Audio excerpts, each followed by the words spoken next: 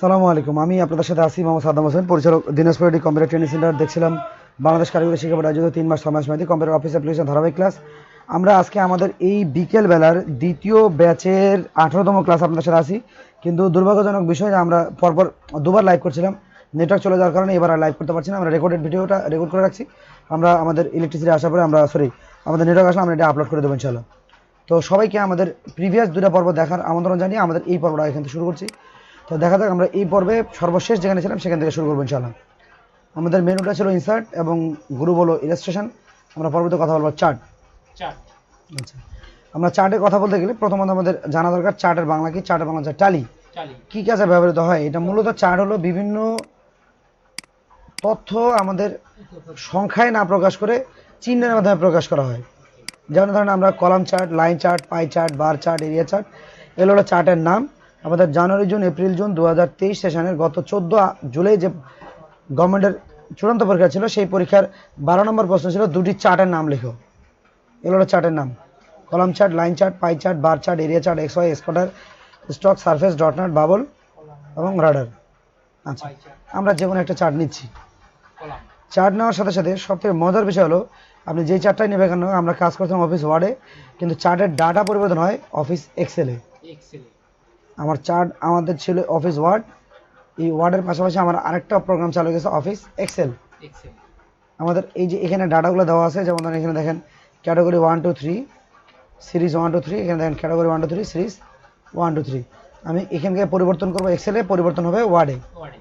চলুন তাহলে পরিবর্তন করি। এটা হলো আমাদের ধরেন যে ওয়েট, আমাদের দেখেন একটা চেঞ্জ করছি, সাথে সাথে ওয়ার্ডে আবার চেঞ্জ কিন্তু চলে আসে। ক্যাটাগরি 1 এর পরিবর্তন নেম দেখেন। তাহলে প্রথমত আমরা জানলাম যে আমরা আমাদের এক্সেল ডকুমেন্টে যেটা যেটা চেঞ্জ করবো ওয়ার্ডে আমার চার্টের জন্য অটোমেটিক্যালি চেঞ্জ হয়ে যাবে। ওকে, আমরা তাহলে আপাতত এটাকে হিডেন রাখি। এটার সিরিয়াল মানে শুরু থেকে ক্লাসগুলো করি। আমরা ওয়ার্ডটাকে অ্যাক্টিভ করলাম। ওয়ার্ডের একদম প্রথম যে টপিকটা আসছে চেঞ্জ চার্ট টাইপ, এই চার্টটা আমাকে ভালো লাগতেছে না, ডিজাইন। ওকে, তাহলে আমরা চেঞ্জ চার্ট টাইপ থেকে আমি এখান থেকে ধরেন এটা দেবো বেলুনাকার, মানে এটাও ভালো লাগতেছে না, তাহলে আবার চেঞ্জ চার্ট টাইপ থেকে আমি আরেকটা নিচ্ছি বারের মতো দেখতে। আচ্ছা, তাহলে এখন আমি আমার মতো করে আমার যেটা ভালো লাগবে আমি সেটাই নিব, এই তো। তাহলে প্রথম অপশনটা কি হলো? Change chart type. আচ্ছা, আমরা আমাদের ক্লাসের সুবিধার জন্য আমরা বেসিকটাই নিচ্ছি, তাহলে আমাদের দেখতে সুবিধা হবে। সবগুলো আলাদা আলাদা আছে, তাহলে আমাদের স্কোরগুলো গুনতেও খুব একটা অসুবিধা হবে না। আচ্ছা, সেভ অ্যাজ টেমপ্লেটের কোনো কাজ হয় না, কাজ হয় সুইচ, র এবং কলাম। এই মুহূর্তে আমাদের র কলাম দেখেন, আমাদের নামগুলো কি, আমার র 1 2 3 4 হচ্ছে আমার কলাম। আমি যদি রকে কলামে কতে মানে কলামকে রতে ট্রান্সফার করি, দেখেন আমার এই যে নাম চলে গেছে ডানে, আর আমার উইথ সিরিজ 2 এরা ছিল বামে, এরা চলে আসছে বামে। পাশাপাশি দেখেন 1 2 3 4 না আসলেও এই ছবিগুলো দেখেন, এরা তিনটা তিনটা করে চারটা ছিল, এখন চারটা চারটা করে তিনটা হয়ে গেছে। আমরা আবার সুইচ করি 3 3 3 3। তাহলে আমি কি চেঞ্জ করছি? র এবং কলাম। ওকে, সিলেক্ট ডাটা। এখন ডাটা এখানে তো কয়টা ডাটা আছে? দেখা যায় 4টা এবং প্রতিটা 3টা করে টোটাল 12টা। আমি যদি কম বেশি করতে চাই তাহলে সিলেক্ট ডাটা এই বাটনে ক্লিক করার সাথে সাথে আমাকে এক্সেল প্রোগ্রামটা চালু করা হবে। এক্সেলটা চালু করা হলো, আমাকে নতুন একটা পেজ দেওয়া আছে সিলেক্ট ডাটা সোর্স। সেখান থেকে আমাকে কী করতে হবে? আমাকে এই যে ডানগামী যে আমার একটা তীর দেওয়া আছে, এখানে ক্লিক করে আমার ডাটাটা সিলেক্ট করতে হবে। এখানে ক্লিক করে কই ডাটা সিলেক্ট হচ্ছে না তো? হবে, এই মেসেজটা আসছে না? এবার মাউসটা ধরে আমি ডাটাটা সিলেক্ট করছি, এই এতটুকু সিলেক্ট করলাম, কিন্তু আমি ডাটা সিলেক্ট করার সাথে সাথে দেখেন আমার এই সোর্সের মধ্যে এখানে কিন্তু লেখাগুলো চেঞ্জ হচ্ছে, দেখেন। এবার ডাটা ক্লিক করলাম, ওকে করলাম, 4টা জায়গায় 2টা করে হয়ে গেছে। এবং নিচে যে আমার র ছিল, সরি কলাম ছিল, কলামগুলো কিন্তু আমার চলে গেছে। আচ্ছা, আমি আবার কীভাবে আনবো?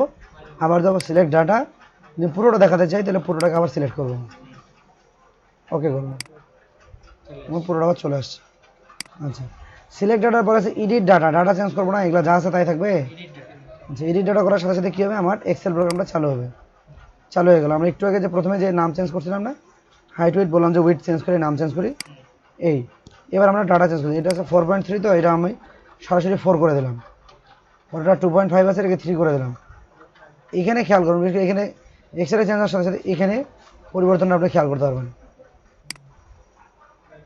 এটা 2.5 ছিল, 3 হয়ে গেল। আচ্ছা, পরের সবুজটা দেখেন, এখানে কত আছে, 3 পয়েন্ট সামথিং বা 3.5, এটাকে আমি 5 করে দিচ্ছি।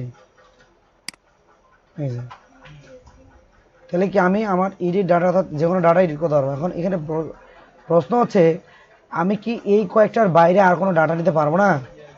যদি নেই, তুর্কি পিছনে বক্স আছে, এই যে, আমি লিখলে অটোমেটিকলি চলে আসবে।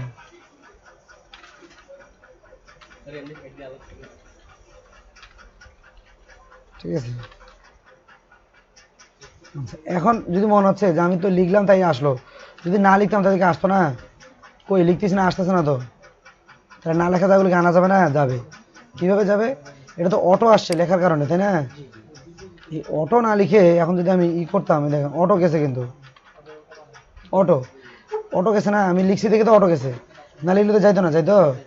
কিন্তু এখন আমি জোর করে ধরে নিতে পারবো, এই ধরে এই প্লাস পয়েন্টে যে তীরে একটা নিম্নগামী তীর আসছে না আমার এখানে, দেখেন এই যে একটা তীর আসছে, এই যে তীর, তীরটাকে যেদিকে টানবো ওইদিকে বাড়বে। এই যে দেখেন আসছে। তাহলে আমি যদি না ধরি তাহলে কি বাড়তো? তাহলে কি অটোমেটিক্যালি বাড়ানো যায় না, কিন্তু কি জোর করে নিজের মতো করে কি বাড়ানো যায়? ওকে, ডান।